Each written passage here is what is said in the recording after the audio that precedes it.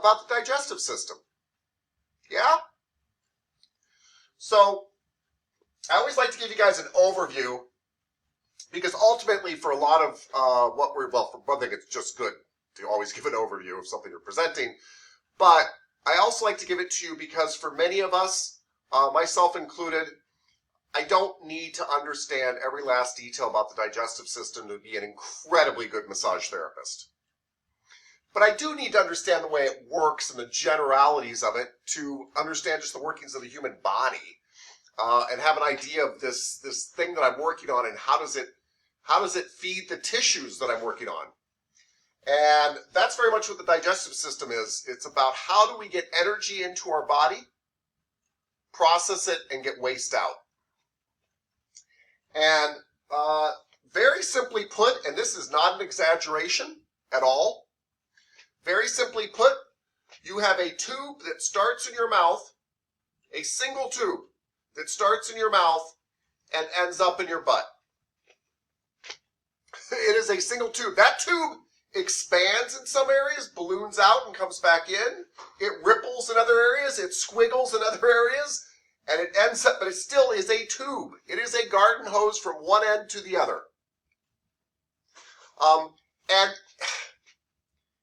it is lined with epithelial tissue, which is the same kind of tissue that's on the outside of your body because it is an outside inside. Now that's a very confusing thing I just said there, but essentially you guys are donuts.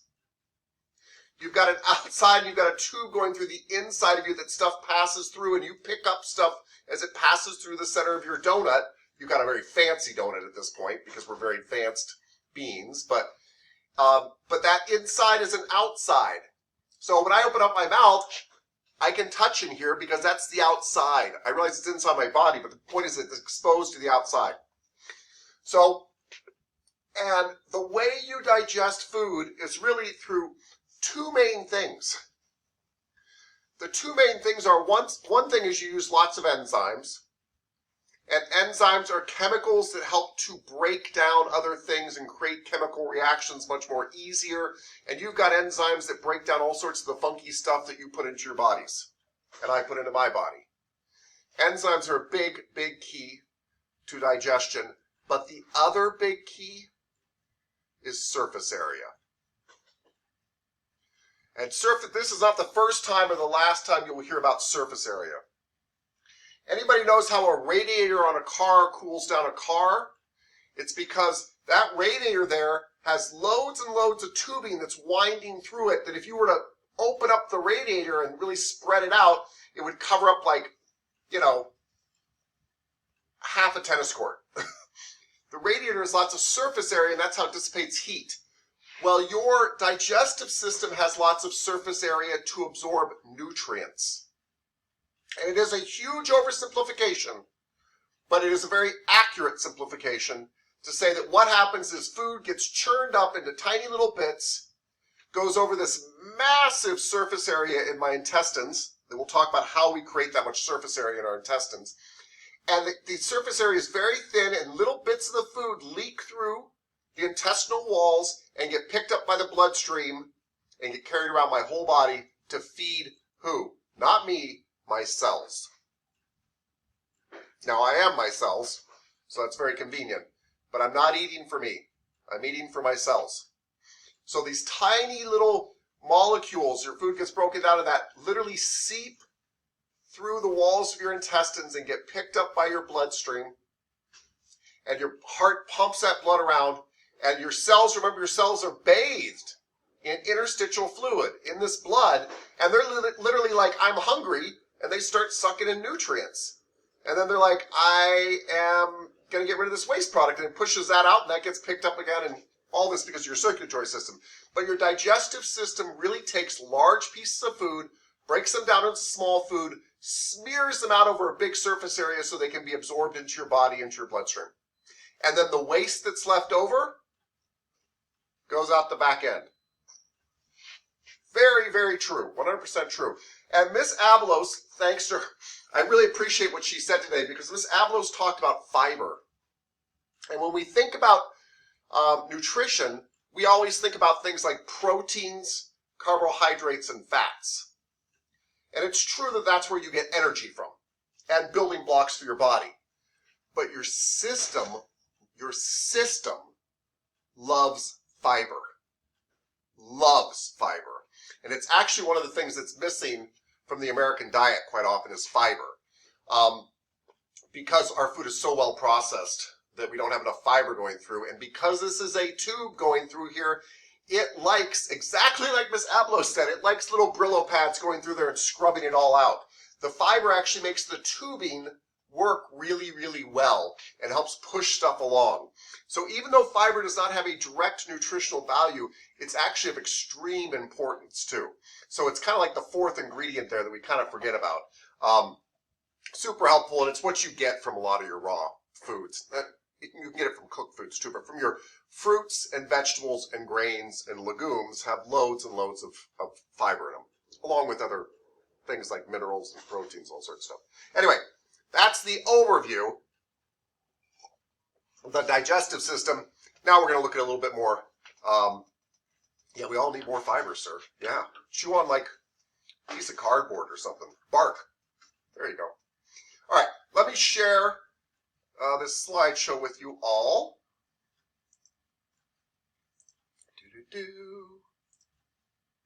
It's actually super cool that we can eat food at all, if you ask me. Okay, digestive system and its pathologies. I love what your book says here.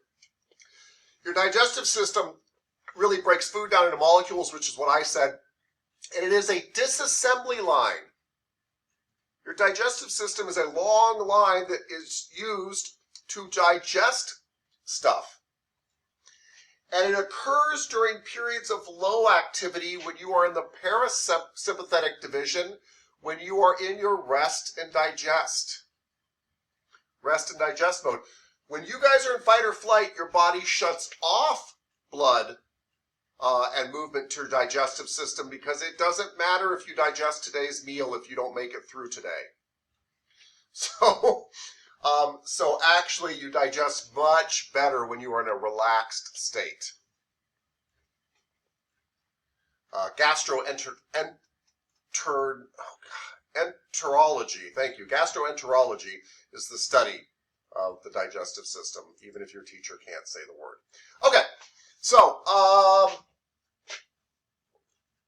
very simply put, we have an oral cavity, which is not a cavity in your tooth. It just means a cavity, opening. My oral cavity I'm using right now to talk to you guys. After I go in my oral cavity, there's a pharynx behind there, which is really kind of the split of the oral cavity into either your food pipe or your windpipe. We're going to be talking about your food pipe today, which is your esophagus, right? My esophagus is back behind my windpipe, and it goes down. It opens up. Remember, it's all one tube. It doesn't go to my stomach. It opens up and becomes my stomach. My stomach bathes all the food in acid, which does two things, by the way, that are super helpful. Super helpful. One is that acid breaks down the food pretty darn well. The other thing, what's the other thing that acid does for me? Anybody? What do you suppose the acid in my stomach does besides break down my food? It does something else really good. Miss Hendrickson. I'm guessing that it kills bacteria? Yes. Stuff like that? Yes. One of the big problems with eating food is you are directly bypassing a lot of your defense mechanisms, right? We have skin to keep stuff out, and all of a sudden I shove something directly into my body. And humans are fairly slow digesters. So that's not a bad thing. We actually process a lot of nutrients out of our food. We're omnivores. We eat lots of different types of things. And so food stays in our body fairly long time. The problem with that is when bacteria from the food stays in our body a fairly long time. And so in the stomach, your stomach acids start breaking down the food, but they also destroy a lot of the bacteria that we're putting into our stomachs. Then your stomach eventually releases this food and gets it into your small intestine. And your small intestine is actually where most true digestion occurs. This is where that food moves along and it is picked up by blood vessels that are surrounding the small intestine and eventually gets into your body. After going through the small intestine, it goes into the large intestine, and really, I don't want to oversimplify here, but the large intestine is kind of a final victory lap for this food around your abdomen before it leaves your body. And one of the big purposes of the large intestine is not so much nutrient absorption, but to reabsorb water. So your body is usually constantly trying to conserve water. Water is a really big resource. We need lots of it.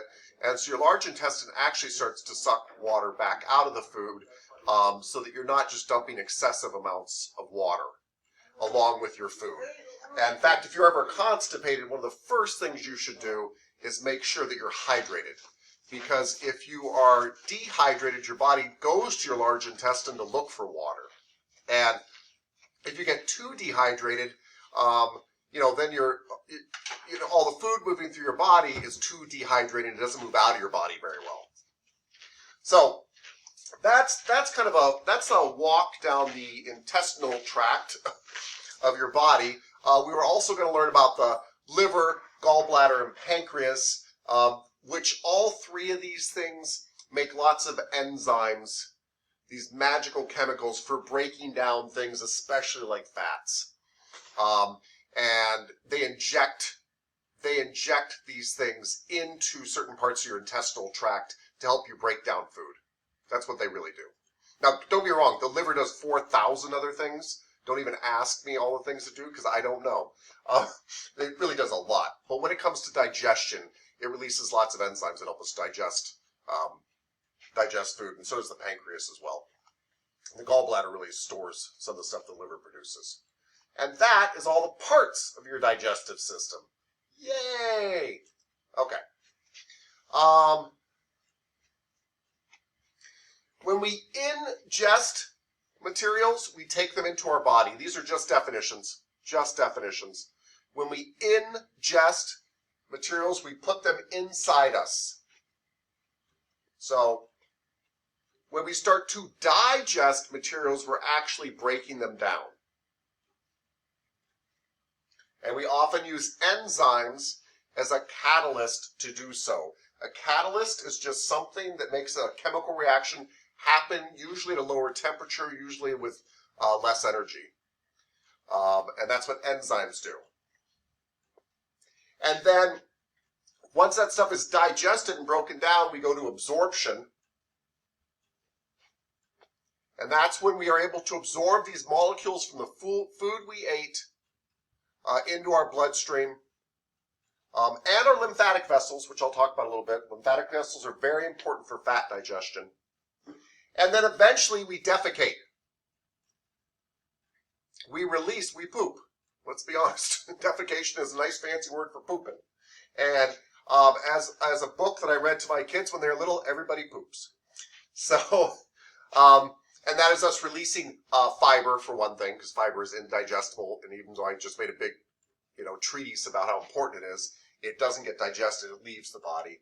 But we also let other materials pass through us that we don't use as well. But most of it's fiber. Okay, good. So here's a beautiful picture of the digestive system. You can see the oral cavity here. You can see the pharynx, which is kind of a division between the trachea, which we're later going to learn about. The trachea goes to your lungs. But the esophagus is behind the trachea, and it goes down here behind your liver.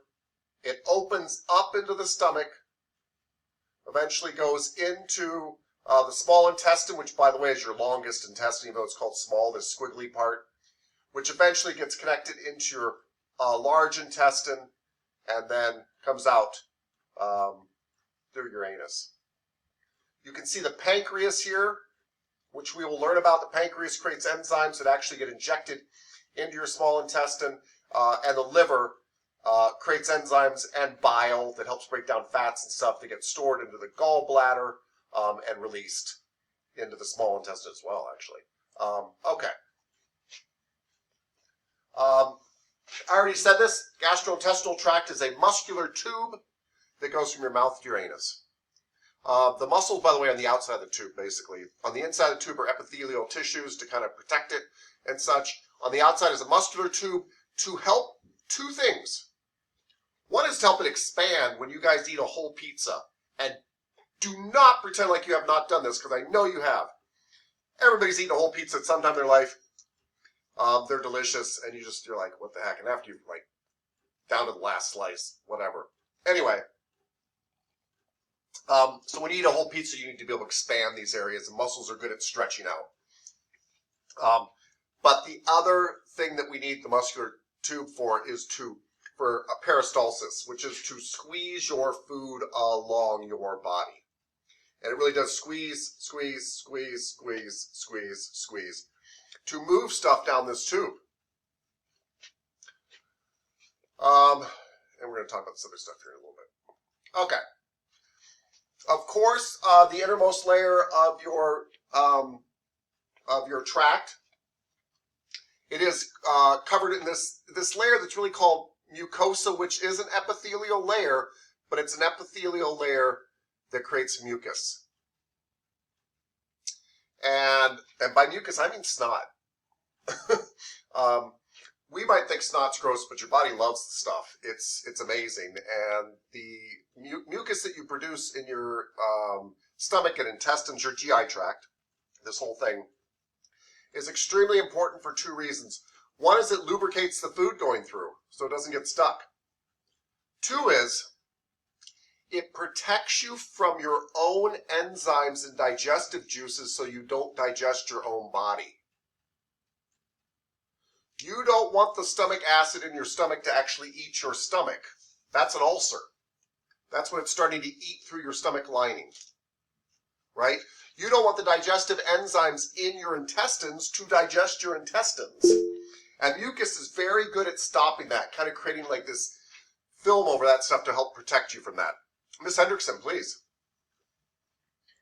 So when you have a canker sore, that's like an ulcer in your mouth, right? And is that because you don't have enough saliva, or do you know what the cause of that is? I actually don't, but not having enough saliva would be part of that issue. Sure. I mean, I don't know what causes canker sores in general, but not having enough saliva would definitely lead you to be more prone to them. That would be true. Right? I don't know if it causes So would you be dehydrated if you don't have enough saliva, or would it be something you eat? Yeah, I mean, there's lots of reasons. It's dehydrated is one. There's lots of drugs that cause problems with saliva production. Legal and illegal drugs that cause problems with saliva production. One of the problems with methamphetamines is that they destroy your teeth, but the reason they destroy your teeth, believe it or not, is because they destroy your saliva production. And you have a very particular chemical balance in your mouth that you need to maintain, otherwise the gums and teeth start going down. So I would think that would lead to canker sores and things like that, yes. Yeah. Your body's working a real miracle. We have a couple of open cavities in our body. And those open cavities have very particular acid-base balances in them to keep them healthy. And you're right, saliva is a very big part of that. Yeah. Miss Carrillo, please. Hi, I'm sorry, I'm a little confused. Sure. It says, like you said, it says innermost layer, but then you called it like the epithelial layer, and epi I thought meant more like it's getting closer to the surface, but if it's innermost, it sounds like it's deeper. Yeah. So more like, yeah. I'm sorry. Don't be sorry. The mucosa layer really is the epithelial layer. It's called, I think the technical term is actually like mucosa epithelial, like they combine the two. So, and I know they're saying innermost layer. If you're coming from the outside of the body, it is the innermost layer. But if I stuck my finger down into my esophagus, it's the top layer. It's the stuff the food touches, right? Okay. But you're right, it's very confusing the way they put it. All right.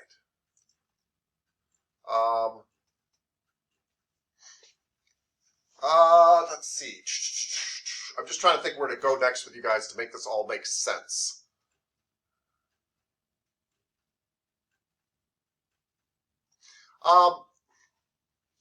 This is actually kind of important because we're going to talk about this with the lungs too. You've got membranes around the organs of your body. So you've got membranes around the organs of your body. These are very much like the membranes around your joints in a way, the synovial membranes.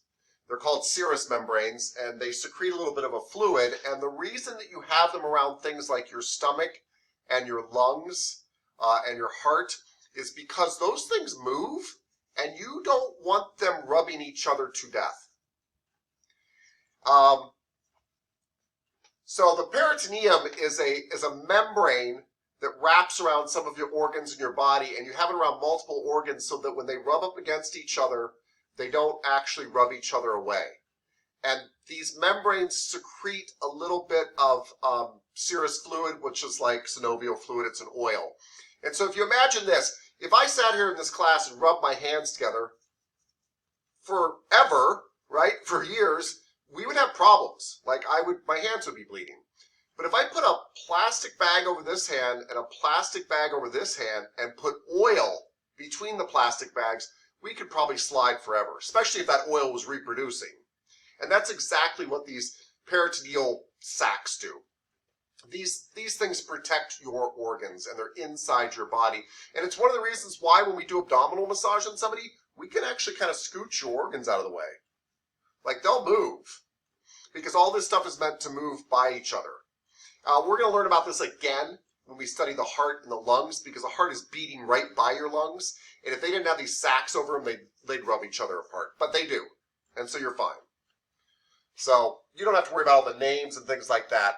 But these are membranes, these peritoneal membranes that help protect the organs of your body and secrete their own oil. And since both organs, or all the organs, are kind of wrapped in these things, and sections of your body are wrapped in these things, and they're all secreting oil, they don't rub each other to death. And they're showing you some of the cavities in your body that are covered with these sacs and such. Because in many ways you're kind of hollow inside.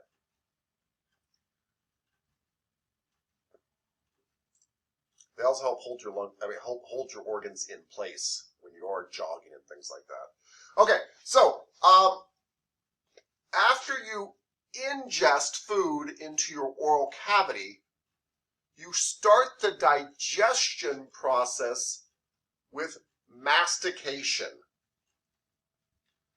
Mastication uses your masseter to masticate food, which is a very fancy way of saying chewing. Mastication is chewing. Once you chew this food down and you mix it with saliva, and saliva has digestive enzymes in it. It's one of the reasons they tell people chew your food, 40 times or something? I don't know. I don't do it. I think I chew it like 1.5 times, but you really should. Because what, by the way, you're doing is, it's kind of cool with chewing, is not just coating it in saliva. It's your first stage to increasing surface area.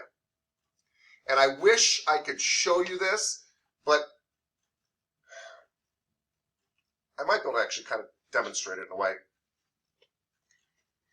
If I have a square that's 1 inch by 1 inch by 1 inch, a cube, 1 inch by 1 inch by 1 inch, and I slice it several times, I now have little squares that are 1 inch by 1 inch on each side, and I've now increased the surface area of it. By chopping stuff up and breaking it up, you've actually increased the surface area. You've exposed the inside. If I took that cube and chopped it up, I could tile a fairly large area. Whereas the cube would only cover a tiny area. Once I slice it up, I can tile a very large area. And this is part of the surface area game. We chew up this food to increase its surface area. If one of you had a teaspoon of sugar and the other one had a sugar cube that was made up of a teaspoon of sugar, but it was a sugar cube, and you dumped them into water, which one would dissolve quicker? The teaspoon would. Yeah, because all those little particles have water around all of them when they're in there. Whereas the cube only has water around the outside. It's got to dissolve the outside. It's got to go on around the next layer, until it gets down to the last grain. It would take it a very long time. But when you break up the surface area, which is exactly like chomping up a sugar cube instead of just swallowing a sugar cube, it digests faster because you've increased surface area, and this whole game is about surface area. So in our mouth, we masticate, and we break this food up. We increase the surface area of it. We surround it in digestive enzymes, right? And the actual act of chewing and smelling the food and all this stuff starts to tell our body to release other enzymes and to get ready to digest. We now have this ball of increased surface area, chewed up food that we swallow, and they call this a bolus. And a bolus is just a fancy term for this load of food that's now going to start going through your body, kind of as a group, right? It's all broken up and smushed up, but it's still kind of a group of food that's going to start working its way through your body. And eventually leave your body, right? Some animals, by the way, leave very interesting boluses. If you've ever seen an owl defecate, owls defecate, they eat their prey usually whole, like a mouse, and when they defecate, the hair and the bones come out almost still intact at the other end, cleaned up. It's not even gross, it's just weird. And they come right through, the owl digests all the way down, kind of sucks all the nutrients out of it, and boop, out comes the fur and the bones, and that's it, kind of still intact. And that's its bolus. Okay.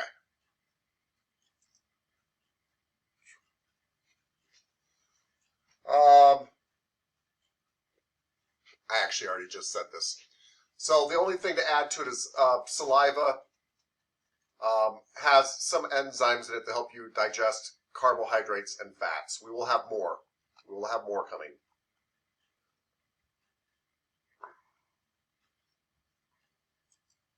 Lots more. And here, they're trying to show you peristalsis working, which is how your body just squeezes stuff down a tube. But you've probably done this before with something where it was stuck in a straw or whatever in the tube of toothpaste. You're kind of squeezing it down to get the toothpaste to move down there. That's what you're doing here too. And you do it all the way down to your entire gastrointestinal tract. Your entire gastrointestinal tract, by the way, describes the opening from one end to another. Miss Clayton, please. Can you hear me? Yes, you are echoing, but I can hear you. Okay, sorry. So I just thought I'd share this story about squeezing. My friend's dog ate one of her toys and got really sick because it obstructed. It basically dissolved and expanded in her small intestines.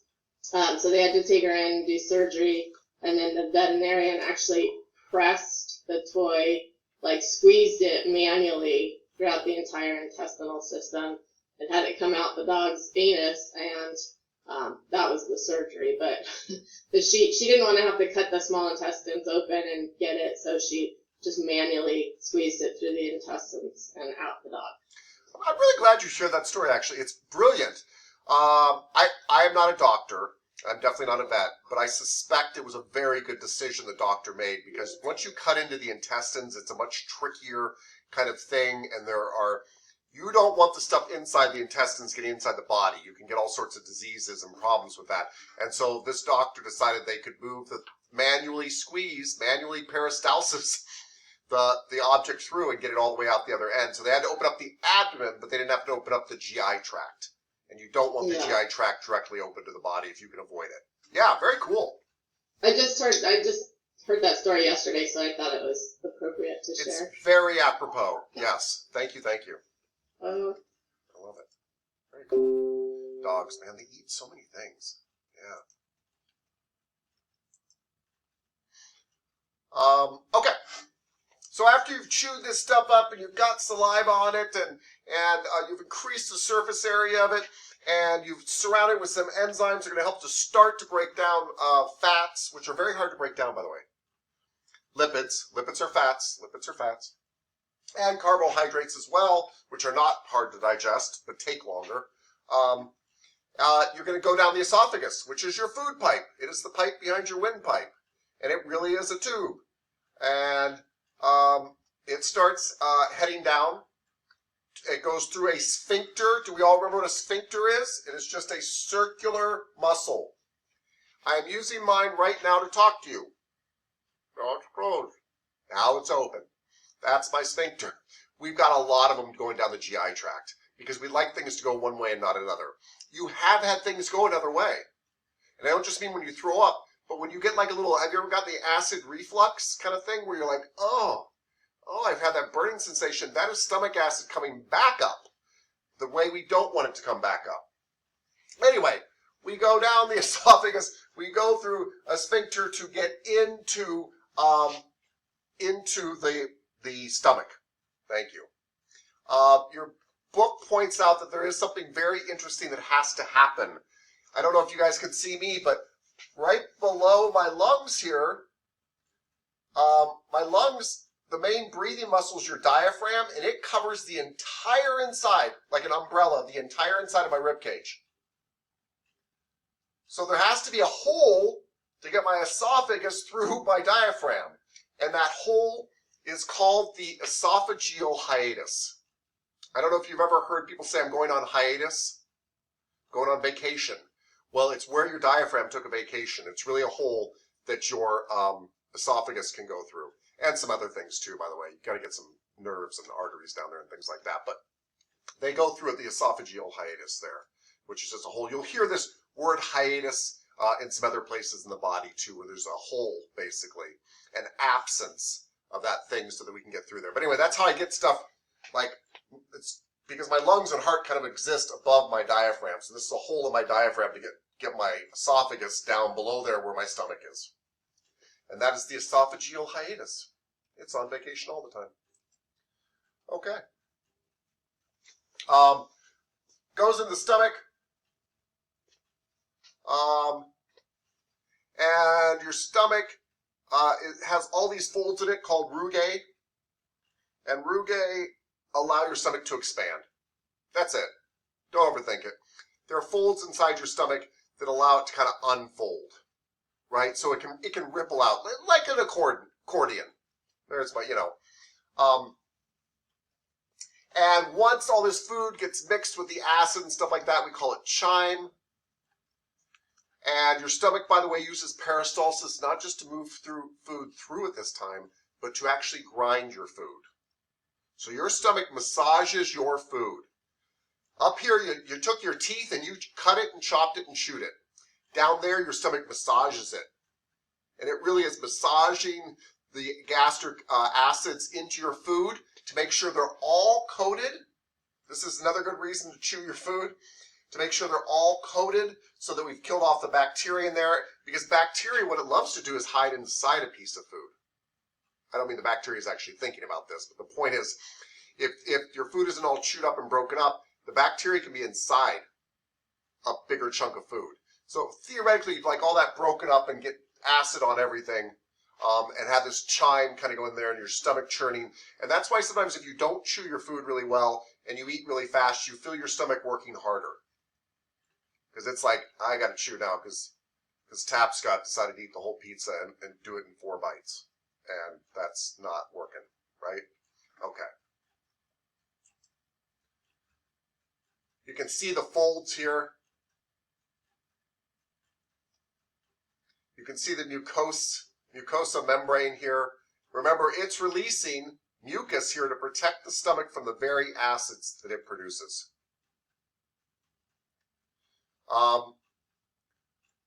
We had a sphincter to get into the stomach, the lower esophageal sphincter, which is just a fancy word for the muscular closing at the bottom of the esophagus. And then we have the pyloric sphincter. The pyloric sphincter leads you into the small intestines. I know this says duodenum, but your duodenum is part of your small intestines. They've just divided up the small intestines into all sorts of fancy, confusing names. But this is your small intestines. You are now in there, leaving the stomach and going into the small intestines. Your food is now ready to be absorbed. Yep. And I think we need to stop on that cliffhanger and take our... Where we're going with that. Do-do-do. Ba-ba-da-ba-ba. Come on. There we go.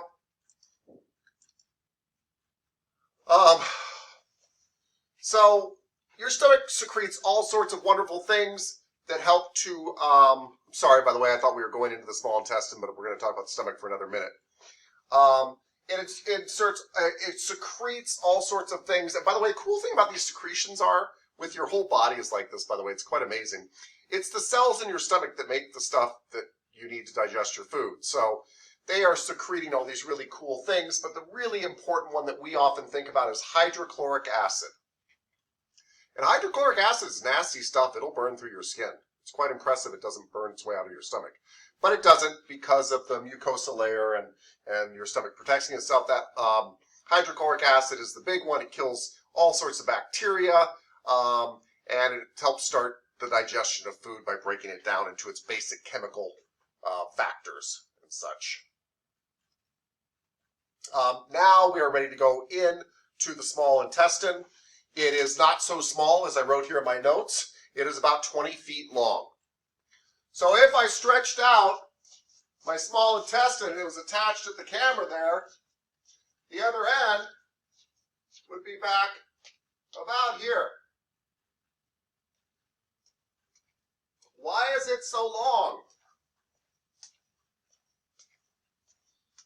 Because you need that amount of time and space and surface area to digest your food. This is where the digestion happens. Hopefully by now, your food has been sterilized, broken down, increased surface area, and it is ready to have absorption take place. You have lots and lots of blood vessels that attach to the outside of your small intestine. There are sections of your small intestine. I don't think these are terribly important. I mean, they're actual names, but the first section is the duodenum, then the jejunum, and then the ileum. Ilium? Yeah. And we are going to talk about Peyer's patches that are in that area, which are patches where your lymphatic system also hooks up to your small intestine. What is important about this is blood vessels hook up to your small intestine to absorb nutrients and get them into your bloodstream and get them all over your body. Hopefully that makes sense. Some of the molecules that you've broken food down into your intestines, your body needs, they want them, but they're too big to get into your capillaries. They're too big to get into the tiny capillaries of your bloodstream. Mainly lipids, mainly fats. They're kind of big molecules, fat molecules are. And they can't be picked up by your bloodstream very well. So who picks them up? Your lymphatic system. Your lymphatic system is connected to your circulatory system, as we'll discover when we get to that area, but the tubing's bigger. The tubing's bigger because your lymphatic system is actually made to pick up big things in your body. It's kind of the bulk trash pickup service of your body. And it is hooked up to your small intestine to help extract fats from your food. And again, remember, I know fat's got a bad rap right now, but fat in general is a very good thing. You know, a lot of the vitamins in your body are carried through fats. They are fat-soluble vitamins. Fats help to protect you. They're an energy resource. They help with all sorts of chemical balances and everything in the body. That's not to say you can't have too much fat or that I don't have too much fat. I do. But fat in and of itself is a good thing. In and of itself. Probably just need to chew my pizza slower. Okay. So here's the part that's really hard to imagine, but it's super important because it's the surface area thing. So I can have a tube, like a garden hose, and that's got a certain amount of surface area over it. But can you imagine if on the inside of the tube I made little ripply hills up and down, right? That those hills, believe it or not, would give you more surface area because now you're not going straight through the thing. You're going up and down these hills as you go through the tube. So it takes a lot longer, right? It's a lot longer to drive up and down hills than it is to fly over in an airplane. Because every down and every up is more distance. It is more surface area. And those are villi. They are finger-like projections in your intestine that are meant to increase surface area. But no, stop. Wait, there's more. Your body's like, that's not enough surface area. Nothing exceeds like excess. And so what it says is, what if on those hills, I put grass? What if you had to go up and down like you're an ant, and not only did you, instead of going straight through the tube like an ant, you had to go up and down the hills like an ant, and then what happens if I had grass on those hills and I had to go up and down every blade of grass on the hills that I'm going up and down? And those are microvilli. They're finger-like projections on the finger-like projections. And they literally increase the surface area of your intestines to where they're massive. They're massive. There's so much surface area there for absorption. And attached to all those microvilli are capillaries. And so it's very easy for molecules to kind of soak through, selective molecules, by the way, your body's very selective about what it lets through, and get into the bloodstream. So it creates this surface area solution by having finger-like projections on finger-like projections, or grass on the hills inside the tube, or microvilli on the villi inside the intestines. Yeah? Yay! It's kind of cool, actually. And actually, on a clean intestine, it looks like velvet. Like, it's beautiful. Beautiful. We always think of intestines kind of gross, right? Because they're full of poop. But actually, when they're clean and stuff, they're just these velvety things that are meant there to pick up all the food. And if you think about it, poop is really just food that's being digested and stuff. It's got kind of a bad rap, but it's just compost kind of going through, right? It's good stuff. Yeah. Okay. That's villi. Here's a neat picture inside the intestine of the villi and the microvilli going through the folds of the intestine. You can see how there is an artery and a vein hooked up here, capillaries hooked up here to pick up the stuff. And I'm assuming this lymphatic vessel, this green thing. Lymphatic vessels, you can see, are much bigger, so they can pick up things like lipids, fats, because fat molecules are bigger. And so they wouldn't be able to get into your bloodstream, and you need fat.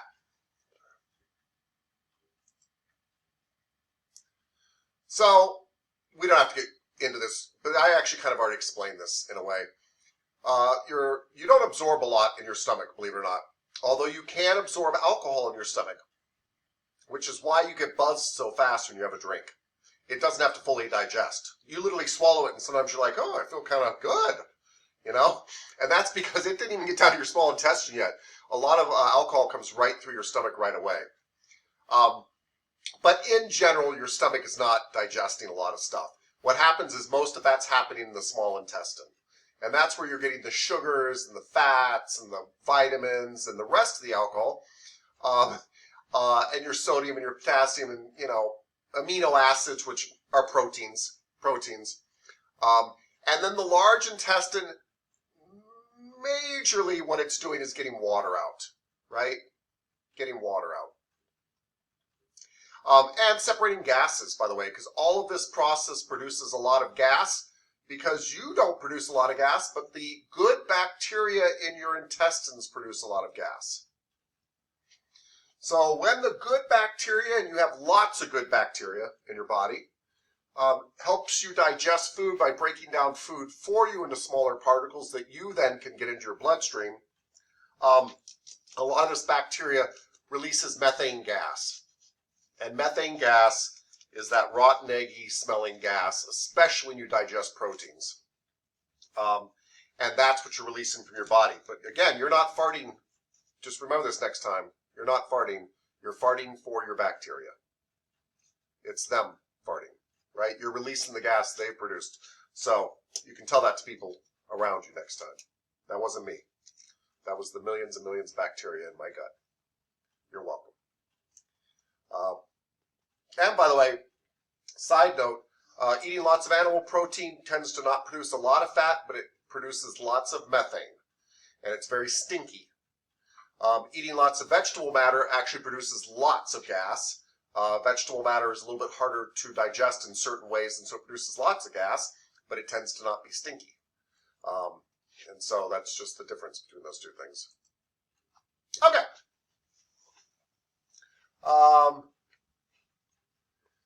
Your small intestine, of course, secretes all sorts of enzymes too. I don't recommend that you memorize these, but some of the more important ones are lipase.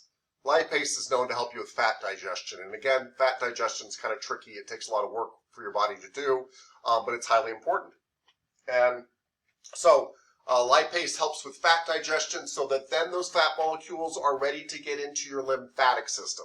They absorb through the intestinal walls too, but remember, they can't get into the capillaries, which is your circulatory system. They get into your lymphatic system. And by the way, your lymphatic system does feed back into your heart eventually. So eventually all that stuff gets back into your circulatory system. Your lymphatic system gets all these fats circulated around your body, which is why the pizza might go to your waist or your thighs or whatever, because that stuff does get circulated around your body finally. Okay. And then eventually the small intestine again goes through a sphincter and gets to the large intestine. And the large intestine is not terribly long. It really goes up one side of your body, over the other side of your abdominal cavity, and down the other side and out your anus. So it's not that long. It is bigger around. And its main job is to absorb waters. They have electrolytes here. Remember, electrolytes are like important salts like potassium and sodium and things like that. But it absorbs important water in your body, and it starts to get ready to defecate. It starts to form up your stuff into fecal matter, which is nicely packaged, little packets of poop, and take them on a victory lap around your abdomen before it says goodbye to them. If you've ever had a colonic, which is an interesting experience, by the way, but if you ever had a colonic, that's the part they're pumping water into. They're not getting into your small intestine. In fact, they don't like you to have eaten right then before a colonic, because they don't really want to get water back into your small intestine. But they are flushing out your large intestine.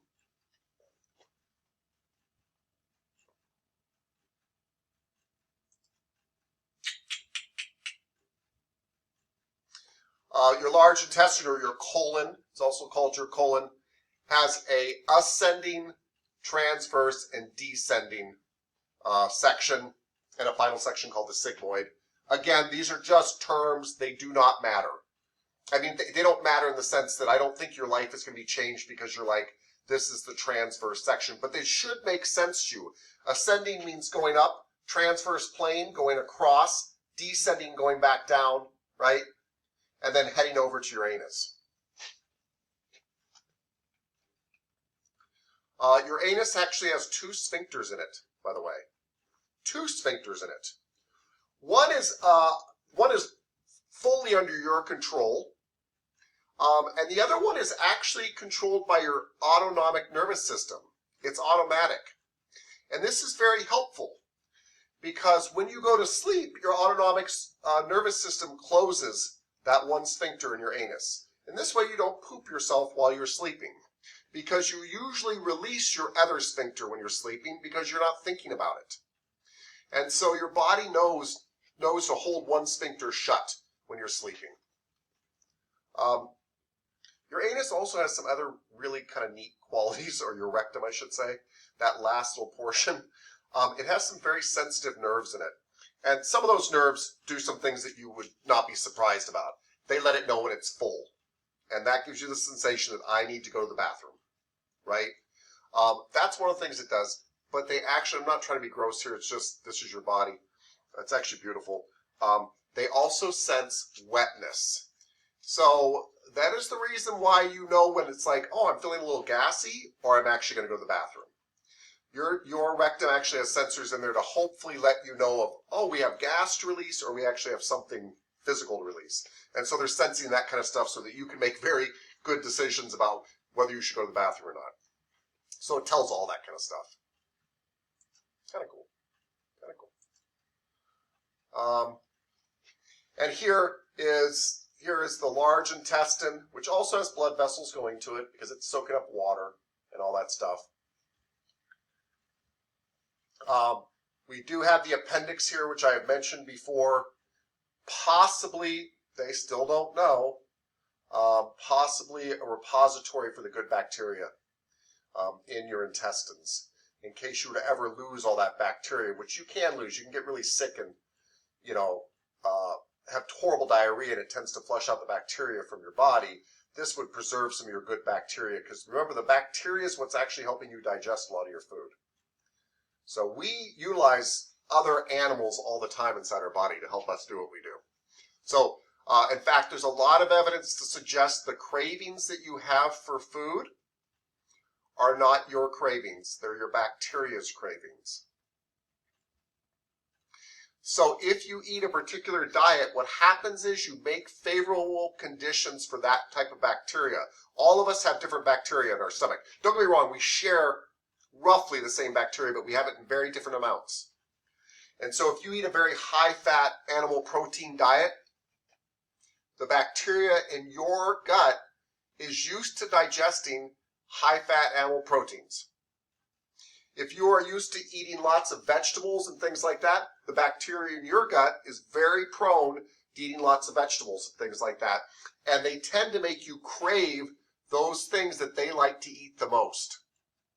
So if you ever switch your diet, after a while your bacteria starts to switch and some of your cravings go away. Whether you switch either direction, it doesn't matter. But there's a lot of evidence to suggest that you are actually eating for your bacteria, and they are part of your reason for your cravings, which is kind of fascinating. What does it mean if I crave sugar all the time? Well, it is delicious. And sugar does release all sorts of wonderful drugs in your brain that are reward centers, by the way. One of the problems with sugar and fats is our brain says this is very good, this stuff will keep us alive. And a long time ago, when we couldn't just go to a vending machine and get a candy bar, that was really true. You wanted to know what stuff had lots of fats in it, what plants, tasted lots of sugars in them, because those were going to be high sources of calories, and you needed calories. Nowadays, calories are so readily available, these things probably work a little bit against us, because we have chocolate cake and we think like, oh my gosh, this is the greatest thing ever. And our sensory systems weren't really designed for chocolate cake. So your cravings literally could just be your biology saying this is a really delicious source of food. But there is evidence to suggest that your gut will also, sugar, yes, but yes, that's true too. But also if you eat a lot of sugar, the bacteria in your gut is used to digesting sugar and will help make you crave it more. It doesn't know that it's good or bad. It just says, I'm bacteria and I like sugar and I want more sugar. So, just things to think about. And maybe you're just a sugar fiend. That's okay too. We don't judge you. Okay, let's talk briefly about the liver and gallbladder and pancreas. And I really do mean briefly. Your liver is the largest internal organ in your body, and it helps you, by the way, break down all sorts of toxins in your body. It's amazing. It also produces some stuff called bile that helps you break down fats, and bile is a green substance.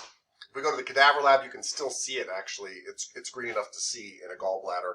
And your gallbladder tends to collect and concentrate the bile before it puts it into your small intestine. And again, this is to break down fats. And then your pancreas secretes a whole bunch of enzymes also in your small intestine such to help break down other things in your small intestines. I don't know why they have the spleen here.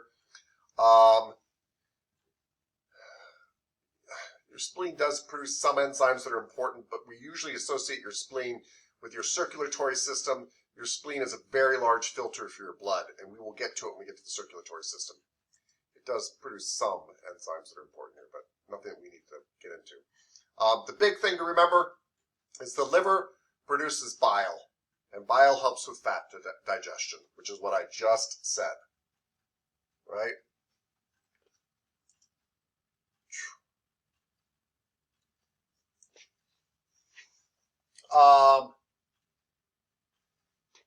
You've got a portal system that transports. What do I really want to say about this? Hold on, guys.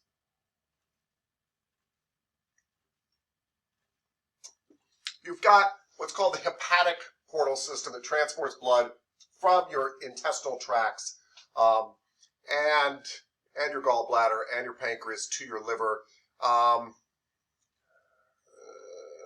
This helps you to clean up stuff when you're getting out of your intestines. It's not really important. It's actually much more important what your liver is putting into. By the way, it's super important. I'm sure you die without it. But my point is, from our purposes, it's really important that we know that the liver creates bile that gets held in your gallbladder that eventually gets into your intestines.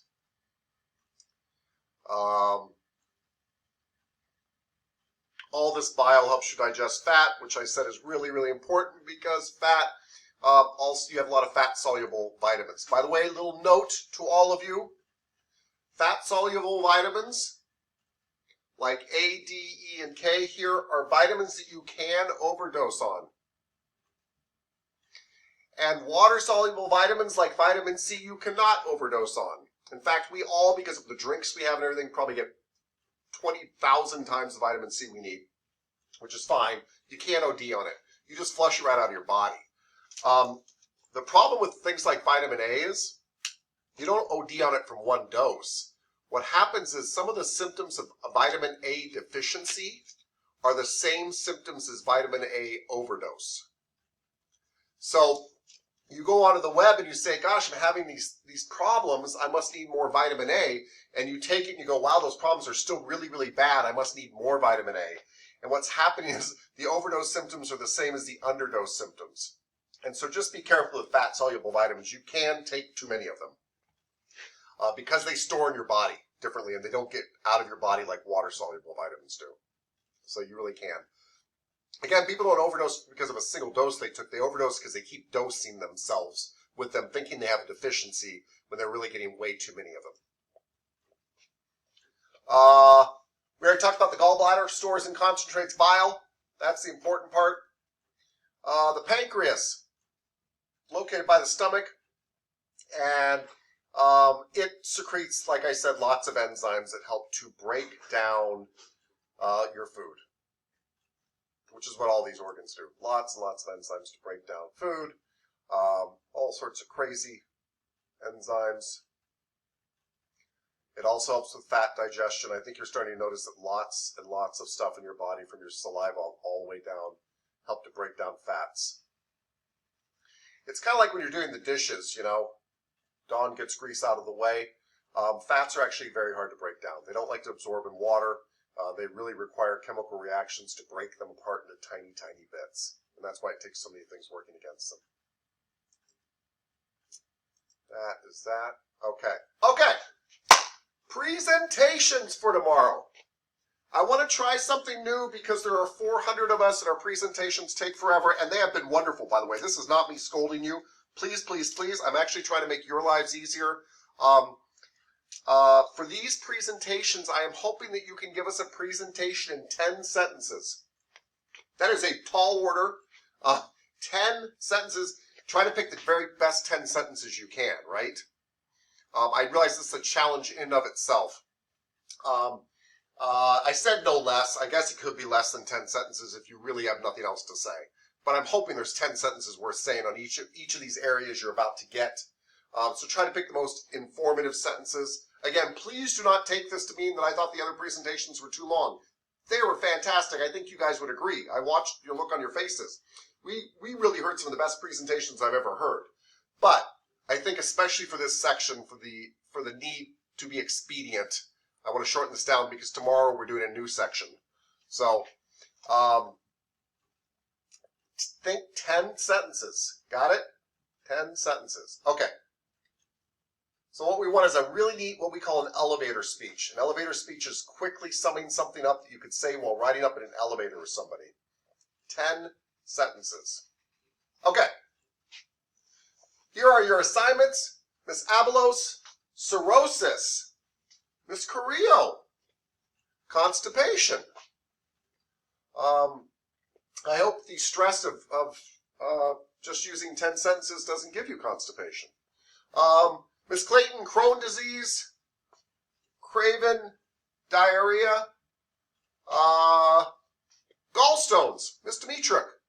Good old gallstones. Yeah. Miss DeBose. Yeah, Craven, my favorite. Hey, yeah, in and out quick. Miss DeBose. Gastroesophageal reflux disease. Say that 10 times fast. Miss Everson, irritable bowel syndrome. When your bowel is mad. Actually, there's a little bit of truth to that. Mr. Godot, peptic ulcer disease. Miss Green, ulcerative colitis. Miss, yes, IBS, that's right, Miss Everson. Miss Hendrickson, viral hepatitis. Let's see what else we got going here. Hold on. These are major. This next part, by the way, still presentations, still 10 sentences or less. We just want to know the location and major features of these parts of the digestive system. Mr. Jones, the oral cavity. Mr. Manzanares, what is the pharynx? Where is it located? What does it do? That's 3 sentences right there. Ms. Osuna, the esophagus. Mr. Overman, the stomach. Miss Pugh, the small intestine. Miss Rader, the large intestine. Mr. Richards, this is tough, Mr. Richards. In 10 sentences or less, tell me what's important to know about the liver. You're going to need all 10 sentences. But you can't have 11, sir. Ms. Savarino, the gallbladder. Mr. Singletary, the pancreas. I did skip over some of our students. You'll see why here in a second. It's because I want continued practice and pronunciation for some of our students here. Mr. Ma, can you see? I want to hear you say beautifully all the calf muscles, the hamstrings, the glutes, and the erector spinae muscles. Yes. Thank you. Thank you. Thank you. Miss Lee, I want to hear all the abdominal muscles and all the rotator cuff muscles. You guys won't be doing 10 sentences. You're just telling us these muscles. Please, if you need to, look up pronunciation online. Use Google to look up pronunciation. I do expect to hear fantastic muscular pronunciation. Mr. Lee, quadriceps femoris, the quads, and the hip abductors. Again, sir, adductors, by the way, hip adductors. Again, Mr. Lee, if you need to do pronunciation, look it up online. I want to hear it. I want to hear it, and it'd be great. Fantastic. Say it over and over again. Miss Dang, the suboccipitals. There's actually 4 on each side, Miss Dang. They're back here behind my neck. We have learned about them. And I'd love to hear what their names are. And the deep 6 lateral hip rotators, Miss Dang, which you might have given us before, but that is fine. Do it again. Mr. Snell, in 10 sentences, what should I know about the integumentary system? Miss Stevens, in 10 sentences, what should I know about the skeletal system? And Mr. Thornton, in 10 sentences, what should I know about the muscular system? And Miss Young, in 10 sentences, what should I know about the nervous system? If that makes sense. Good. I think that's everybody. Yeah.